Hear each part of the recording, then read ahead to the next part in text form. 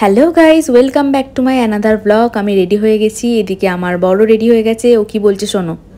আমাদের চ্যানেলের নাম ফানি চ্যালেঞ্জেস ওয়াইটি, ঠিক আছে? ফানি চ্যালেঞ্জেস ওয়াইটি চ্যানেলটা ফলো করবে সবাই, অনেক মজাদার ভিডিও আছে। আচ্ছা, আমি যেভাবে জিন্স প্যান্ট পরেছি সেটা ওর পছন্দ হয়নি, সেই জন্য ও নিজেই গুটিয়ে দিচ্ছিল। তারপর ঠিক আমাকে এরকমটা লাগছিল, আমি তো বুঝতেই পারছি না কি ডিফারেন্ট লাগছে, তোমরা জানিও। দেন ও এখানে ওর ঠাম্মার সাথে গল্প করছিল, আমি ওয়েট করছিলাম। তারপর আমরা দুজনে বেরিয়ে পড়েছিলাম।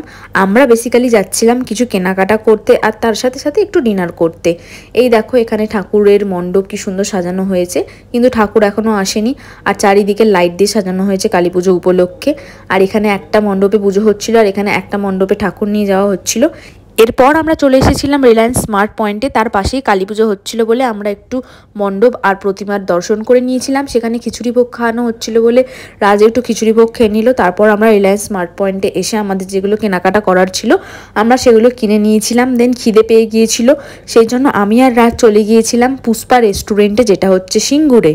চলো ভেতরে যাওয়া যাক। এখানে আমি অনেক দিন আগে একবার খেয়েছিলাম, আর প্রায় 1.5 বছর পর আবার এখানে এলাম। এখানে ভেতরের ডেকোরেশনটা দেখতেই পাচ্ছ, সিম্পলের মধ্যে পরিষ্কার পরিচ্ছন্ন। আর আমরা অর্ডার করেছিলাম তন্দুর রুটি আর চিকেন তন্দুর মশালা। বেসিক্যালি খিদে পেয়ে গিয়েছিল, তাই বেশি হিজিবিজি খেতে চাইনি। এই দেখো আমাদের খাবার এসে গেছে। চলো খাবারের দিকে কনসেন্ট্রেট করা যাক। এখানে আমাকে রাজ সার্ভ করে দিয়েছে, আর ও নিজেই নিজেরটা সার্ভ করে নিচ্ছে। আমার কিন্তু আজকের খাবার ভীষণই ভালো লেগেছে। রাজের কেমন লেগেছে শুনি চলো। ভালো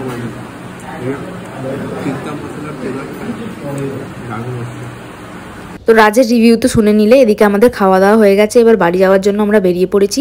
আজকের মিনি ব্লগ এখানেই শেষ করছি। দেখা হবে তোমাদের সাথে পরের ব্লগে। Bye, good night.